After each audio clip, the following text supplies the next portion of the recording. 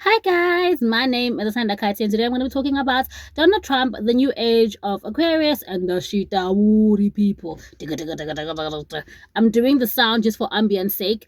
Imagine drums. Whenever I say the Shitawuri people, just imagine like African drums because it's giving that. The name gives that, right? But besides that, I want to talk about this. I have been wanting to talk about the Shitawuri people for a long time, but they're going to be the last people I talk about because I feel like it's a lot. It's a lot. But for a better time, I'm going to call them the lizard people for a better understanding, because you know how they are in the media. They try to westernize something and make it seem less than what it is so we don't perceive it as a threat. You know how there's a cartoon on Netflix about lizard people. I don't know if it's called lizard people, but it's like what the West calls the Shitawuri gang. Because more and more people are finding out about them, and the more people are finding out about them, the more people can actually understand how they work and actually understand how to fight them. So Hollywood is trying to make them seem like they don't exist and make them seem like a joke, so that as people we just not pay attention. You know how Hollywood makes the devil seem like he's not real? They want to do the same with the Shitawuri people because basically the Shitawuri people are the exact same thing. But I want to start talking about other things that I feel like are more important to you guys, not to me, to you guys, because I sent something on my Facebook. I shared a post about Donald Trump on my Facebook, and a lot of people kind of engaged with it. And I just found it so interesting, the comments that I saw, right? I'm not a political person at all. Like, I'm not a political person at all, but I was just very interested in how I never knew that so many people on my account were so, politically in the know of what's happening, politically. I did not know they were in the know of what was happening politically so much. And it was just like, oh, okay, I know you guys were talking about this. I want to talk about this too. I want to have an opinion. So I'm going to give my opinion. But my opinion, guys, will be a little bit misinformed because I don't know much about politics and I don't want to go and do research on it because I feel like there's somebody out there that doesn't know just like me. So me showing you guys my ignorance on the matter will help you guys correct me. And then if you guys correct me, somebody else who's looking at my comment section will also be answered as far as the questions that I pose and the things that I say, because I believe like if I'm ignorant towards a certain topic, if I just show up ignorant and be honest with that, I'm going to get corrected and then I'm going to learn, as opposed to me just going to, read up on some things and just trying to sound smart. I'm not going to learn anything. And I'm not about sounding smart and not being smart. I want to be a smart chick. Okay, Rohan. And another thing I want to talk about the new age of the Aquarius. It's somehow intertwined, right? So, Donald Trump. So as far as I know about Donald Trump is the fact that he took out a Twitter statement saying that he is going to withhold any funding from the U.S. aid towards South Africa. I'm sorry, my tummy is rumbling. I'm hungry. I haven't eaten. But towards South Africa, he's going to take away the U.S. aid or funding from U.S. aid towards South Africa that's medical, because apparently there's a law that we passed that he's not happy with, and we don't know as South Africans ukuthi ungenaphi yena. However, Elon Musk and Donald Trump are rumored to be quite close friends because Elon Musk allegedly funds a lot of Donald Trump's governmental laws, and the things that Donald Trump kind of puts laws upon, Elon Musk kind of provides funding towards those things, allegedly. So his word kind of means more to him than us because he's a billionaire. So obviously Donald Trump is going to take Elon Musk's side, and Elon Musk is originally from South Africa. He's a Pretoria born from South Africa, allegedly. No, but that's not alleged. He really is from South Africa. I just don't know if it's Bor. I just don't know. But most Praetorians are poor, so I'm just assuming. But I'm saying that because he had a problem with the law that was passed by Cyril Ramaphosa, the law which said that for the black people that are in our land that are homeless and are looking for land, some of the land will be taken, like land that was dispersed to white people illegally during the apartheid era will now be taken from them and given to their rightful owners, which are black people, like the original South Africans, because the Europeans are literally immigrants. They are not from here. They came to steal from us, allegedly, and take our land. So now Cyril seeks to right those wrongs. And by the way, guys, can we give it up for our president? What? You know, and I know we are now a government of national unity and everybody has a say. But for the very fact that the DA is a part of the board, which the DA allegedly does serve white people's interest, the fact that Cyril was like, guys, at the end of the day, I don't care what y'all say. We are a government of national unity. Or maybe the DA was in on it too. Maybe they really are up for change and really feel like, you know, there were injustices in the past and they really do want to right their wrongs. I don't know. But for the very fact that that Cyril was like, you know what, guys, I don't give a damn. I'm doing this irrespective of losing funding. That's a man.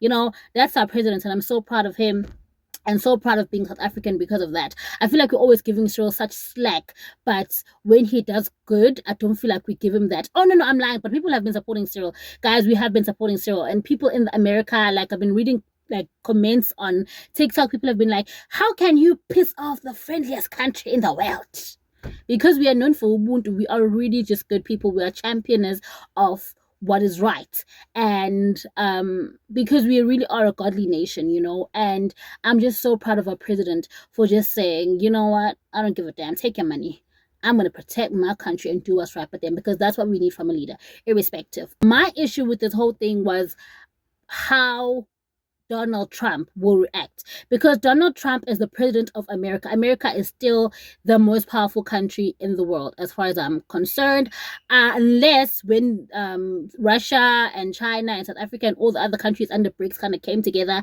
maybe they automatically, you know, overpowered America. I don't know. I'm not really politically I'm not really politically, like, I don't really know what's happening politically 100%. However, if that is the case, if we are stronger now because of China and Russia, because Russia has the missiles now. They have world, apparently, allegedly, they have atomic bombs, basically bombs that can destroy the world.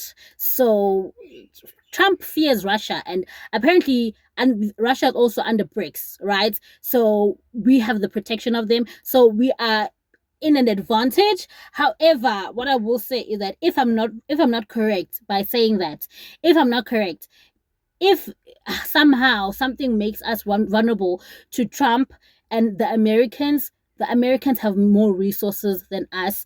They have more buying power than us. Most billionaires are in America. They are just more powerful than us in terms of resources, and they control the media. And if you control the media, you control the world, if not the freaking universe.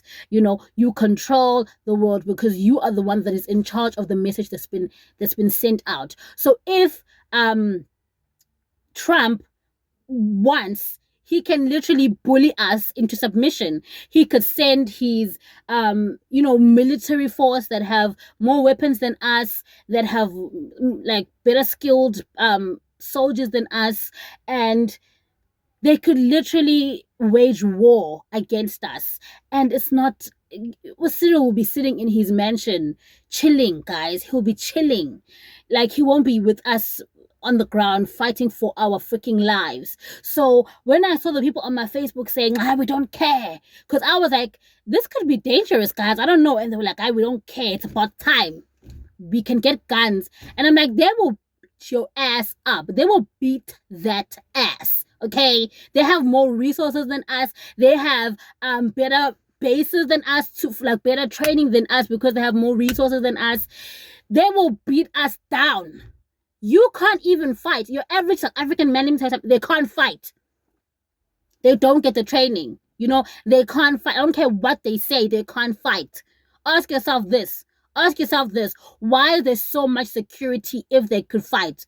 Why do we have to have like big ass gates and there's just so much security? And I know you guys are thinking, no, we still need security, but security from who? Other men. Why? Because you can't fight.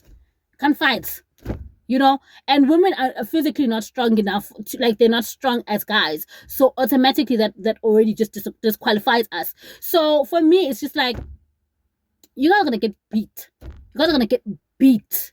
So choose your fights. America's not to be toyed with. I feel like in as much as Cyril is on the right, but he also needs to find a truce, we need to meet in the middle, because if Trump wages war against us, of course we're thinking we'll see, because we have BRICS, so many people, like we have all the chips in order on our side, but we don't know what that man has up his sleeves. He's still Trump, he's still crazy, and the one thing you don't give a crazy person is money and power, and he has both, and the help from his friends. Abu Elon, the world's most richest man. However, let me say something. Them Arabs, apparently Arabs are like trillionaires. I'm going to need Cyril Ramaphosa to call them Arabs up and have an oil deal going on with the Arabs, because apparently they are the ones that distribute oil. Allegedly, I don't know. Apparently the Arabs are the ones distributing oil, so they are like rich. So Habibi, better call our president. We need you, because Trump is coming in hot. But I'm done. I'm done talking about Trump. I want us to reach a truce. There needs to be a middle. I don't want a war, because I have nieces that I love. I've got family that I love. I can't risk. Let's have a truce. I mean to talk about the Shita people. I hope you guys are hitting the drums, because that's what I'm imagining in my head when I say Shita. Guys, Shita people are literally energy vampires. They're lizard people. So this is this, okay? There's this shaman who was called Credo Mutwa. Some people believe this shaman was, was kind of was working for the white people. Was working for white people, because he was the most celebrated sage of the was it the 19th century or was it the 21st century? But he died. He was within our time, so I believe it's the 21st century, I believe. And he was a sage, and when you go to YouTube, he talks about the Shitawe people, he talks about the lizard people, right? And my tone is changing, and I'm being serious, because it's a serious matter. These beings exist. We know in the past that there were dinosaurs. The very first inhabitants of planet Earth were dinosaurs. We have bones, and like bones, physical bones of from historic, like dug up by archaeologists, that have been that's historically proven to be real, to be factual, meaning that have been linked to dinosaurus type beings in the past, but they date back to, like, I believe 6000 BC, if I'm not mistaken. And apparently they were the first inhabitant of this earth, right? And I feel like if there were dinosaurs and there were crocodiles apparently they've been here they are the only animals that were there in the prehistoric times. And crocodiles share something very familiar with the dinosaurs. They are all of the reptilian they're all of the reptilian race. No. They're all of the reptilian they're reptiles. I think so. Yeah. They're all of the reptilian I don't want to say race, because they're not people, they're animals. But is it too far-fetched to believe that in prehistoric times, when there were animals that were 100% reptiles in the world, that they could have been a humanoid version of those animals? Like, how there's us, these human beings, right? And then there's animals. Our animals share some of our DNA. Maybe it's like 10%. Our, like, monkeys share a predominant amount of our DNA. I believe, if I'm not mistaken, like 30% of our DNA, if I'm not mistaken. Guys, I'm not a scientist now, so don't quote me. But I believe it's like 30% of our DNA monkeys share with us. And then so many animals, they share an element of our DNA, because we are literally essentially all of us have just a dot of have a dot of being human, as like all the animals. So based on that, can we not now say that there was a humanoid version of the reptilians at that time, in the prehistoric times? And the reason why we can't find the bones linking us to that, it's because probably they're still here and they want to keep their existence a secret. So back to Credo Mutwa. Credo Mutwa basically said that he was undergoing an initiation, and when he was undergoing initiation, he was told that he needs to dig up a dead man's skull and eat it, or a dead man's bones and eat them. so that he can inhabit the secrets of the earth. And that's exactly what he did. Allegedly, he ate, and then after that he then started meeting the other side, like the demons, and the basically just seeing the world through supernatural eyes. You know how we human people, we're 100% human. Actually now I'm getting a revelation. The fact I feel like the reason why they said he needs to eat a bone from a person that's dead, it's because he needed to go to the other world. With us, we eat living things. So if you eat something from the dead, maybe you get, because you are what you eat. So maybe you get thrust into another world one way or the other, right? So Credo Mutwa basically said that he basically talks about his encounter with gremlins, which are tokolosis. He gets in touch with fairies, the guardians of the earth, the guardians of the forest and stuff. But the most important thing that he spoke about, sorry, I'm getting zapped, Lord Jesus, Jesus, I'm getting zapped. Okay. I thought my ancestors there for a minute, girl. Woo! Lord have mercy. But yeah, so the most prominent group he spoke about, I'm feeling like a spirit right now.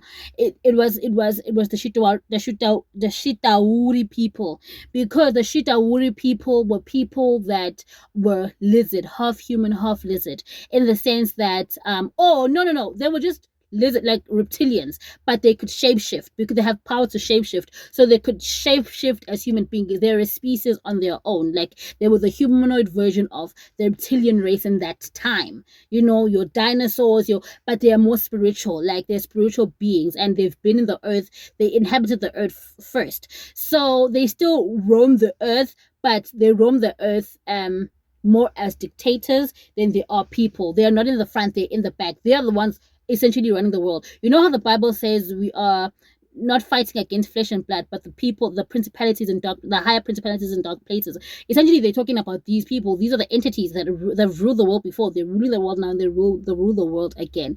And these people, they are literally they feed off of energy. You know the saying that says you're an energy vampire. Besides this, by the way, there's this guy. His name was Nkulu. Not Nkulu. Nkulu, I know you're watching this. I'm not talking about RSA Chatter King. Another Nkulu, like another guy I used to date too, Nkulu. And he used to steal my freaking energy, guys. Like every time I used to be happy, he was just like he was always so sad. And I was like to him, this one time I was like, I think you're a weapon formed against me. I said that to him, I'm like, I think you're a weapon formed against me. And he was like, why? What do you mean? And I was like, because you're an energy vampire. You steal my energy. Every time I'm happy, when I come to you, I feel depleted. You're an energy vampire. I said that. And it's because it's real. There are people like that. But Shitawuri people literally are the people that they eat our energy. That is how they're spiritual beings. They can't eat food, right? So they feed off of energy. What's in our spiritual state? In our spiritual state as human beings, we are energy. So there's good energy, there's bad energy. Good energy is God, right? It's love. Good energy is love. You know how people say the highest frequency is authenticity? They haven't met love. The highest frequency is love. Guys, have you realized how much you glow when you're in love?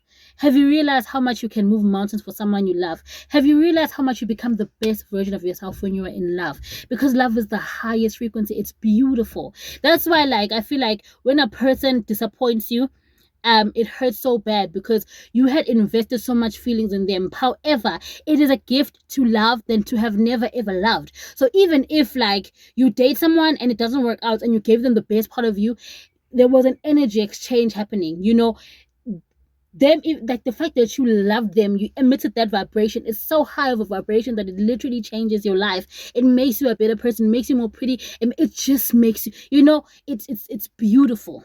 It's a beautiful feeling. So God is love. God is love, and love is a positive energy because you become the best version of yourself. However, the devil, who God gave authority over the earth when they were fighting in heaven, allegedly, is evil. He's the devil. He feeds off of negative energy. So in life, there's good, there's negative energy. So obviously the Shitawuri people, they have been in earth because they were banished on earth. They're demons. So because they've been on earth for so long, They know how we work. They've studied human beings, but they can't really cross over. So they're stuck here. And the only way that they can live is literally because they're literally essentially spirits. Their energy, they need to live off of energy, like the like dark energy. And the only way to cultivate that dark energy, because we are basically we are more like we are gods. Essentially, we human beings, we are God. We are the human version of who God is. He made us in his image. So we are powerful. So they extract the most energy that they can extract is from us. It's not animals, it's from us. So the more bad things that happen, the more energy they have. That's why there are so many billionaires, but there are also so many people that are hungry in the street. If billionaires have so much money, guys, how Beyonce says, even my grandchildren are rich. Because when you're a billionaire, you can pass it down for like 7 generations. Do you know how, like, 7 generations of people, like 7 generations of people can still be rich if you're 1 billionaire? And we have so many billionaires. We are living in a time where we have the most billionaires, like 10 billionaires, right? So we have the most billionaires. If 1 billionaire decided, I want to end world hunger today, they could. Easily, they could, but they choose not to. You know why? Because the principalities of darkness, when you acquire a certain level of wealth, there is a governing force. You know how there's pyramids? There's a governing force of, like, okay, once you acquire a certain level of wealth, there are certain things that you need to sacrifice, certain things that you need to do that are just evil in order for you to acquire that level of wealth. Because the way the system is built, it's built to keep you down. It's built for you to not be wealthy. So if you get wealthy, you need to do something illegal one way or the other. The system is not built to make you rich. It's built to literally imprison you. So to imprison you and to make you work for the man for the rest of your life. So in order for the system to keep us in, they don't legalize wealth. So in order for you to get wealthy, you need to do something illegal one way or the other. So the people that are in wealth, they're in high positions, they did something evil to get there one way or the other, right? So them getting there and they're doing something evil, there are certain governing forces, certain principalities that are there to ensure that those riches, they control them. Because they control them. So if they control those riches, essentially they control the world, because everybody wants money. They put so much value in, like, money. That's why the Bible says, that's what the Bible says. If you have to choose, you have to worship one or two gods. Either worship God or worship money, because money is a god. Because they control the money. So if they control the money and you worship money, you want money so bad, automatically you need to bow down to another god. Automatically you need to bow down to another god. That's just how it works. And that god that you need to bow down to is those people, the principalities of darkness. They are the ones that own everything. They're the ones that have all the money. They're the ones that they govern the money. That, like, the people that get to a certain level of wealth, there are certain things that they just cannot do because of the people that are governing that money, that own that money, right? So those people, Lord Jesus, please protect me when I go. Please, because what I'm talking about, I'm not supposed to be talking about, but I trust you, Jesus. But yeah, so those people that are governing those things, if billionaires end world hunger, right, automatically that will make the world kinder. Because the only reason why we are so evil towards one another is because we are competing one another. So if they end world hunger and those billionaires kind of put structures in place where they kind of put us in an equilibrium as people, where we're all just equal and there's no other there's no thing of like, I need to compete and do better than the next. We would all live in harmony, because essentially we're all the same, right? So they can't do that, because once we live in harmony and we don't have anything to fight over, they don't have any energy to, like, extract from. So they need to get us fighting. They need to get us fighting all the time. Hence the world wars, hence the gender fights. And the thing they were trying to destroy the most, literally they were trying to destroy the most, is between men and women. You see, those two, they are the most targeted. Every single time, you need to understand, whenever there's a good girl, she kind of always attracts bad guys. And whenever there's a good guy, he kind of always attracts the bad girls. That's just how it happens. I don't know how it happens, but it's like they want us to fight. The principalities of darkness, they want us to not get along. Because if you're a good person and you keep doing good to people and people keep doing bad to you, you're gonna turn into a bad person because you feel like there's no justice in being good anyway, right? And it changes, and then the bad person kind of changes and becomes good because they're like, oh, but this person like gave to me so much, so I feel kind of guilty, let me be good. So it's always like an exchange of power, but it never ever changes because they feed off our energy. They need us to fight. They need us to fight. They feed off of our energy. So essentially, these people, these powers, these principalities, these principalities, they feed off of, they are energy vampires essentially. So as people, understand that if you're a person that wants to do good, your life will be a fight because you're not fighting just yourself. You are fighting the principalities of darkness that need your energy to survive. So if you keep on giving out good energy, what the hell do you think? You're basically fighting with them. If you keep on saying, I'm going to be love and I'm going to give good, they are fighting with you. They want to make sure that you don't give any more good because you're taking away energy from them. So I say this to say, we are in a greater fight. We are not fighting against one another. We are not fighting. This fight against men and women needs to stop. We are here to build family structures. We need each other to build the familial structure. We're here to build the human race, so in order for us to ascend to our highest glory, ascend to our highest victory. And that highest victory is world peace. It's love. You know, when you love somebody, you put them first all the time. And that's why God says the biggest commandment is to love your neighbor. When you love somebody, automatically you put them first because their interest matters to you more than your own. And vice versa. Imagine you loving someone, another person loving you. You putting their interest first, they're putting your interest first. So every single day you are emitting this positive energy. You know you are loved. You know you're happy. You know you can go against anything. And that's what they don't want. They don't want us to be united because if we're united, they will fall. They will fall, right? So we need to fight as a human race to be together. We need to fight to be together. We need to fight to love one another, because if we don't fight to love one another, they are the ones that are eating, and they will keep on eating for generations. We are in a fight. We are constantly fighting as the human race, and the only answer is love. Love your neighbor as you love yourself, because literally you are somebody's neighbor just like somebody else is your neighbor. If you're loving someone that's next to you and somebody else next to you is loving you, you are good. You are fine. You are satisfied, because essentially it takes another person to bring you down. If the other person is looking after your best interest and you're looking after the other person's best interest, you're good. The truth is, people will fall, and everything we want to achieve as a human race will achieve much faster. World peace, the end of world hunger, poverty, thievery, crime, everything. Essentially, we will see the structures of the world kind of just and then we'll just rise up. And that is what the new age of Aquarius is about. It's about destabilizing our structures that bring us down, and us arising as a human race and beating the powers that are bringing us down by essentially showing each other love, fighting for one another, bringing justice, becoming a revolution of human beings that essentially change the world by just loving on each other and by showing each other the God that lives within. We are God personified. We are Christ. We are God. So it's very important that we become Him. And essentially, when the world says become like Christ, it just means just love, love, love, love, love. Even when it hurts you, love, love, love.